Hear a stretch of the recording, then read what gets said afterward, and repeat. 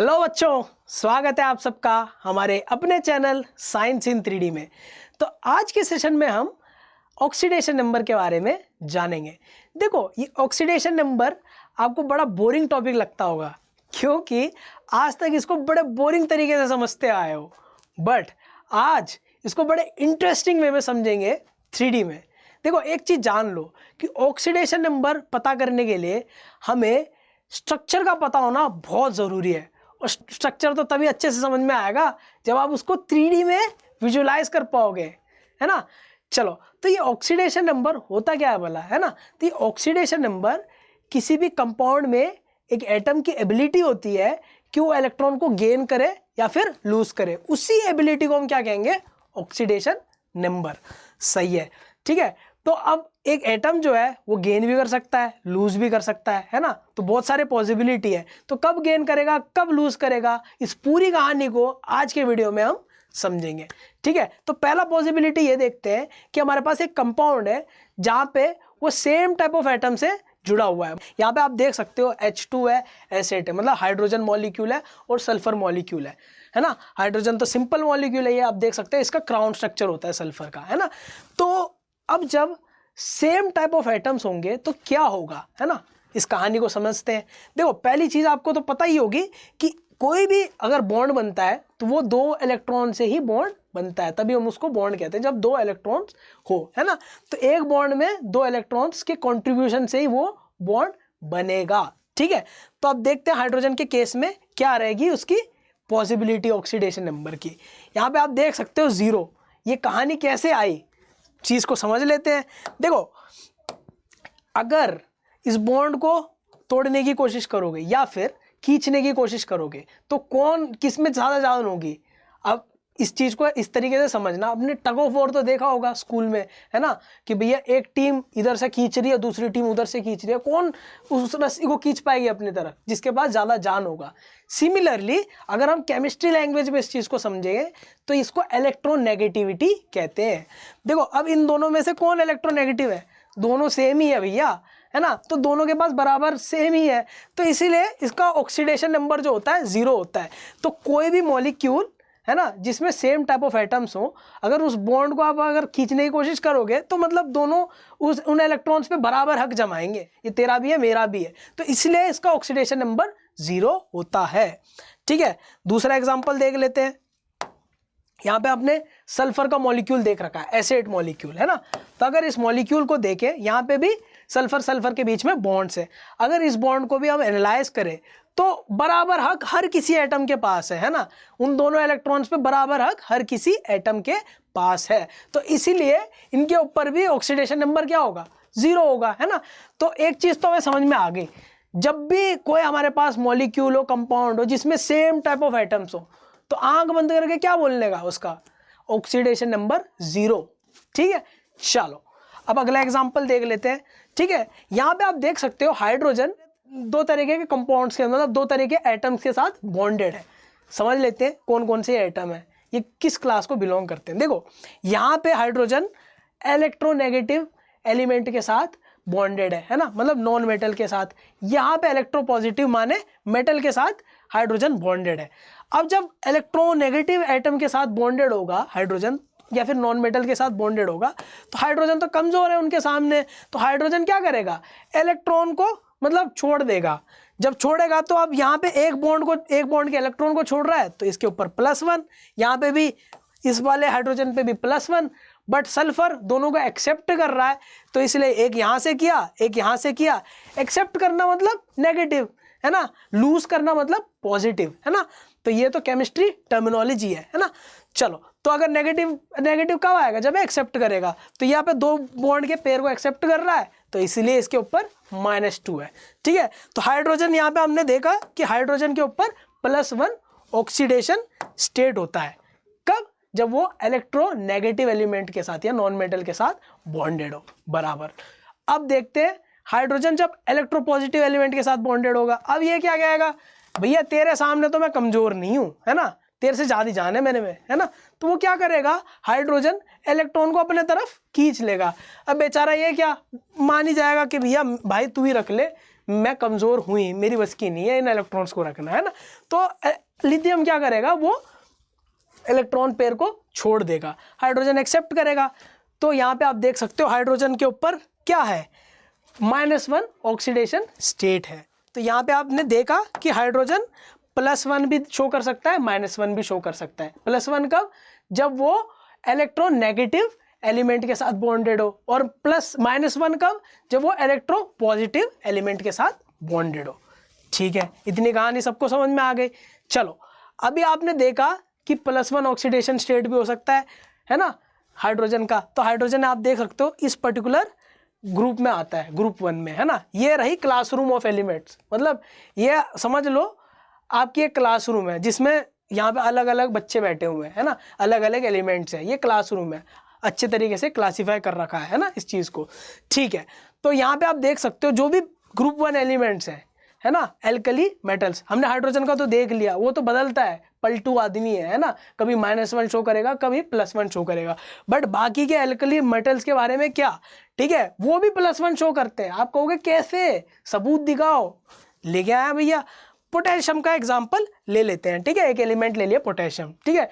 जब वो पोटेशियम मतलब इलेक्ट्रोपॉजिटिव एलिमेंट किसी भी इलेक्ट्रोनेगेटिव एलिमेंट के साथ बॉन्डेड हो, जैसे फ्लोरीन, ठीक है, इस पे दबाया तो आप देख सकते हो कि ऑब्वियसली इलेक्ट्रोपॉजिटिव है, तो बेचारा छोड़ ही देगा ना, उसके पास है नहीं होल्ड करने की कैपेसिटी, और उसके सामने भी डॉन बैठा हुआ फ्लोरीन, है ना, वो तो भैया कहेगा भैया मैं तो सबसे ज़्यादा इलेक्ट्रोनेगेटिव हूँ, मैं खींच लूँगा, है ना। तो फ्लोरीन के पास -1 आएगा क्योंकि उसने एक बॉन्ड पेयर के इलेक्ट्रॉन्स को एक्सेप्ट करे, है ना, गेन किया तो -1, इसने लूज किया तो +1। ठीक है, अब आप कहोगे एल्कलाइन अर्थ मेटल्स के बारे में क्या, एल्कली मेटल्स के बारे में तो आपने बता दिया। तो एल्कलाइन अर्थ मेटल्स के ऊपर क्या होता है, +2। अच्छा, ये आप सोच रहे होंगे ये +1 क्यों है, +2 क्यों है, क्योंकि अब एल्कली मेटल्स के पास वैलेंस इलेक्ट्रॉन्स कितने होते हैं, एक ही होता है ना, तो वो कितना, एक ही तो लूज कर सकता है। एल्कलाइन अर्थ मेटल्स के पास 2 वैलेंस इलेक्ट्रॉन हो सकते हैं, इसका मतलब वो दोनों लूज कर सकता है, इसलिए उसके पर +2 ऑक्सीडेशन स्टेट होती है। वो देख लेते हैं कैसे होती है। अब यहाँ पे हमने ऑलरेडी देखा कि एल्कलाइन अर्थ मेटल्स के पास 2 वैलेंस इलेक्ट्रॉन्स हैं, है ना। 2 वैलेंस इलेक्ट्रॉन्स है मतलब वो 2 बॉन्ड बना सकता है, लो बना लिया उसने ऑक्सीजन के साथ। अब जब मतलब जान की बात आई, कलेश हुई इन दोनों के बीच में, तो कौन जीतेगा, है ना, कौन खींचेगा। अब ये रहा इलेक्ट्रोनेगेटिव एलिमेंट, ये रहा इलेक्ट्रोपॉजिटिव एलिमेंट, तो पहली हार मानी है ना। तो दोनों बॉन्ड्स के इलेक्ट्रॉन पेयर को कौन एक्सेप्ट करेगा, ऑक्सीजन। मतलब एक यहाँ से किया, मतलब तब -1 प्लस एक और बॉन्ड से भी उसने एक्सेप्ट किया, +-1 -1 कितना होता है, -2 होता है ना, तो इसलिए इसकी ऑक्सीडेशन नंबर -2। सिमिलरली इसने दोनों बॉन्ड के इलेक्ट्रॉन्स को छोड़ दिए तो इसके ऊपर +2 आ गया। ठीक है, चलो, तो अभी हम अगले एग्जाम्पल को समझेंगे। यहाँ पे तो आपको बराबर समझ में आ गया कि कब 1+1 कौन सी ग्रुप शो करती है, +2 कौन सी ग्रुप शो करती है। अब अगला एग्जाम्पल देखेंगे, है ना। तो हमने ग्रुप 1 के बारे में देख लिया, ग्रुप 2 के बारे में देख लिया। जब वैलेंस इलेक्ट्रॉन 1 हो, जब वैलेंस इलेक्ट्रॉन 2 हो, जब वैलेंस इलेक्ट्रॉन 3 हो तब क्या, है ना।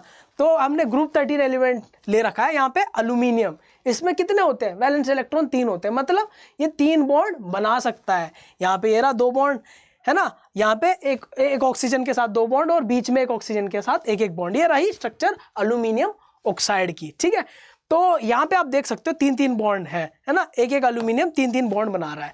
अब इसको एनालाइज करोगे तो अब ऑक्सीजन जो है मोर इलेक्ट्रोनेगेटिव है एल्यूमिनियम से, तो दोनों बॉन्ड के इलेक्ट्रॉन पेयर को उसने एक्सेप्ट कर लिया, उसके ऊपर क्या है -2, और एल्यूमिनियम ने 3 बॉन्ड छोड़ रखे हैं, है ना, 3 बॉन्ड के इलेक्ट्रॉन को छोड़ रखे हैं, तो उसके ऊपर +3। इस तरीके से जो भी ग्रुप 13 एलिमेंट्स हैं जैसे एल्यूमिनियम, उनके ऊपर ऑक्सीडेशन नंबर होता है +3।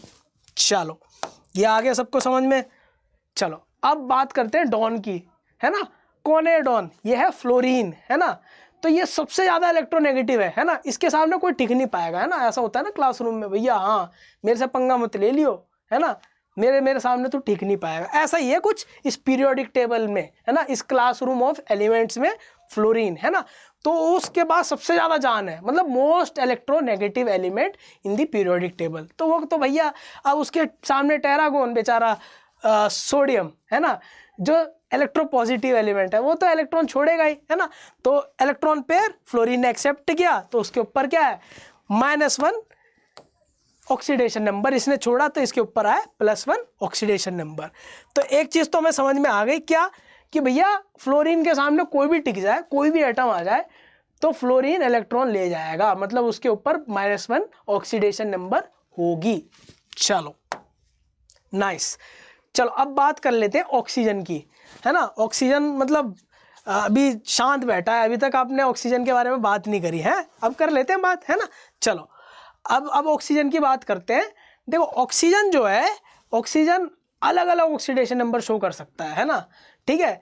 तो जनरली वो जब भी अपने से कम इलेक्ट्रोनेगेटिव एटम के साथ बॉन्डेड हो, ठीक है, तो कौन सी ऑक्सीडेशन नंबर शो करेगा वो हम देख लेते हैं, ठीक है। तो अब ऑक्सीजन जो है जब भी मतलब अपने से कम इलेक्ट्रोनेगेटिव, जैसे सल्फर के साथ बॉन्डेड हो, तो ऑक्सीजन तो दो बॉन्ड बनाएगा, है ना, 2 बॉन्ड, ठीक है। और सल्फर जो है यहाँ से भी 2 बॉन्ड बनाए उसने, यहाँ से भी 2 बॉन्ड बनाए, तो टोटली वो 4 बॉन्ड के इलेक्ट्रॉन पेयर को वो लूज कर रहा है। और ऑक्सीजन जो है 2 बॉन्ड के इलेक्ट्रॉन पेयर को एक्सेप्ट कर रहा है, तो इसके ऊपर -2, इसके ऊपर +4। तो जनरली ऑक्सीजन क्या शो करता है, -2 ऑक्सीडेशन स्टेट शो करता है। अच्छा, तो जनरली बोला है, तो भैया कुछ एक्सेप्शंस भी होंगे, देख लेते हैं, ठीक है। तो पहला एक्सेप्शन है परऑक्साइड। देखो जब भी परऑक्साइड मतलब ऑक्सीजन बॉन्डेड है और उसके साथ कोई हेट्रो एटम है, ठीक है, इसको परऑक्साइड लिंकेज कहते हैं, ठीक है। ये हमारे पास सिंपलेस्ट पेरोक्साइड है, जो हाइड्रोजन पेरोक्साइड है, ठीक है। इसकी टेक्स्ट मतलब बुक वाली स्ट्रक्चर होती है, ऐसे देख सकते हो आप, है ना, ठीक है, इसकी बुक स्ट्रक्चर है, ठीक है। यहाँ पे देखते हैं अब कैसे कैसे इसकी ऑक्सीडेशन नंबर या फिर इसकी ऑक्सीडेशन स्टेट बदलेगी। चलो देखो यहाँ पे आप देख सकते हो, इसको आराम से एनालाइज करेंगे। एक तो हेट्रो एटम है यहाँ पे, है ना, अगर इस हेट्रो एटम के बॉन्ड को अगर हम एनालाइज करें, तो भैया ऑक्सीजन जो है मोर इलेक्ट्रोनेगेटिव है हाइड्रोजन से, है ना, तो फिर ऑक्सीजन एक्सेप्ट करेगा इसके इलेक्ट्रॉन पेयर को, हाइड्रोजन बेचारा लूज कर जाएगा, तो उसके ऊपर +1, ऑक्सीजन के ऊपर -1, ठीक है। सिमिलरली इसको भी देख लो, इस बॉन्ड को भी हम एनालाइज करेंगे तो सेम चीज़ होगी, इसके ऊपर -1, इसके ऊपर +1, ठीक है।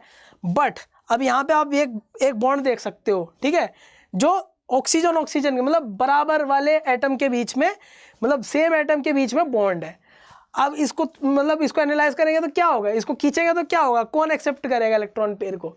हमने पहले में देखा था, सबसे पहले केस को समझो, याद करो क्या था उसमें, कि मतलब अगर same type of atom bonded है तो वो क्या करेंगे, वो मतलब उनके पास बराबर हक होगा उन दोनों इलेक्ट्रॉन्स पे, तो क्या होगा, उनके ऊपर 0 होगा। तो अगर -1 में अगर इसको मैं एनालाइज करने की कोशिश करूं तो यहाँ पे 0 होगा इसकी ऑक्सीडेशन नंबर, तो -1 + 0 कितना होगा, -1। तो यहाँ पे ऑक्सीजन की जो ऑक्सीडेशन नंबर होगी वो -1 होगी। तो परऑक्साइड लिंकेज में ऑक्सीजन की जो ऑक्सीडेशन नंबर होती है वो क्या होती है, -1। चलो अब देखते हैं सुपर ऑक्साइड में, ठीक है। तो सुपर ऑक्साइड में आप यहाँ देख सकते हो, यहाँ पे एक ऑक्सीजन मॉलिक्यूल है जो पोटेशियम के साथ बॉन्डेड है, ठीक है। देखो एक बॉन्ड तो ऑक्सीजन ने अपने साथ बना लिया, अपने जैसे एटम के साथ, और दूसरा बॉन्ड जो है ना, दूसरा बॉन्ड ये भी बना रहा है, ये भी बना रहा है, मतलब एक ही बॉन्ड बना रहा है। कभी पोटेशियम जो है इस ऑक्सीजन के साथ बनाता है, कभी उसके साथ बनाता है, मतलब इक्वली एक ही बॉन्ड, मतलब ओनली 1 बॉन्ड ये दोनों एटम्स के साथ बना रहा है, ठीक है। मतलब एक बॉन्ड में 2 इलेक्ट्रॉन होंगे, ठीक है, मतलब एक इलेक्ट्रॉन, मान लो ये भी ऑक्सीजन ले रहा है और ये भी ऑक्सीजन ले रहा है ना, ठीक है। तो इस बॉन्ड के जो इलेक्ट्रॉन्स का हक दोनों ऑक्सीजन के पास है, क्योंकि ऑक्सीजन जो पोटेशियम जो है इक्वली दोनों के साथ सिंगल बॉन्ड बना सकता है, ठीक है। तो अगर इसको एनालाइज करें तो क्या होगा, तो ये अगर ये एक इलेक्ट्रॉन ये भी लेगा, एक इलेक्ट्रॉन ये भी लेगा। पहले हमने क्या बात करी थी, हमने इलेक्ट्रॉन पेयर की बात करी थी अभी तक, बट यहाँ पे हम एक स्पेशल केस है जहाँ पे एक ही बॉन्ड के इलेक्ट्रॉन्स पे दोनों ऑक्सीजन का हक है, मतलब आधा आधा चार्ज ये ले जाएगा, है ना, दोनों हक है तो भैया आधा आधा ये बांट लेंगे, है ना। तो अब उसने एक इलेक्ट्रॉन पेयर दिया, मतलब टेक्निकली तो एक ही बॉन्ड बना रहा है ना पोटेशियम, तो उसके ऊपर +1 ऑक्सीडेशन नंबर होगा। ठीक है, अगर हम इसको एनालाइज करें, ऑक्सीजन ऑक्सीजन के बीच के बॉन्ड को एनालाइज करें, तो हमने देखा ही था कि ये 0 होगा। क्यों?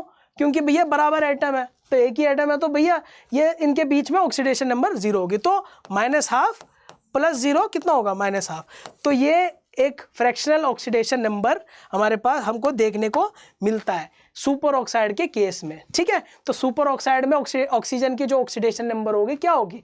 -½ चलो अब अगला केस को डिस्कस कर लेते हैं, ऑक्सीफ्लोराइड। अभी तक हमने देखा था कि ऑक्सीजन जो है वो नेगेटिव ऑक्सीडेशन नंबर शो कर रहा है। अब भैया आ गया डॉन, है ना, पीरियोडिक टेबल का डॉन, जो कि है फ्लोरीन, मोस्ट इलेक्ट्रोनेगेटिव। अब इसके सामने बेचारा ऑक्सीजन को भी झुकना पड़ेगा, है ना। तो ऑक्सीजन क्या करेगा? लूज करेगा। तो दोनों इलेक्ट्रॉन पेयर को, मतलब 2 बॉन्ड है, दोनों बॉन्ड के इलेक्ट्रॉन पेयर को लूज कर गया, फ्लोरीन ने एक्सेप्ट किया। तो यहाँ पे आप देख सकते हो +2 ऑक्सीडेशन स्टेट हो गई, किसकी? ऑक्सीजन की। तो यही एक एक्सेप्शन केस होता है, मतलब एक यही केस है जहाँ पे ऑक्सीफ्लोराइड्स में ऑक्सीजन जो है पॉजिटिव ऑक्सीडेशन नंबर शो करता है। ठीक है, जब भी फ्लोरीन के साथ ऑक्सीजन बॉन्ड हो तो इसका मतलब समझ लो oxygen positive oxidation number show करेगा। ठीक है, तो ये भी क्लियर हो गया आप सबको। चलो, तो अभी तक हमने ऑक्सीडेशन नंबर को किस बेसिस पे निकाला? इलेक्ट्रोनेगेटिविटी के बेसिस पे निकाला था, है ना। तो यहाँ पे आप देख सकते हो कि इलेक्ट्रोनेगेटिविटी जैसे जैसे आप ग्रुप के ऊपर जाते रहोगे बढ़ती रहेगी, और अक्रॉस द पीरियड जाते रहोगे तो तब भी बढ़ती रहेगी, है ना। तो मतलब यहाँ पे आप देख सकते हो ये फ्लोरीन जो है सबसे ज़्यादा इलेक्ट्रोनेगेटिव है और ये सबसे कम इलेक्ट्रोनेगेटिव है ना।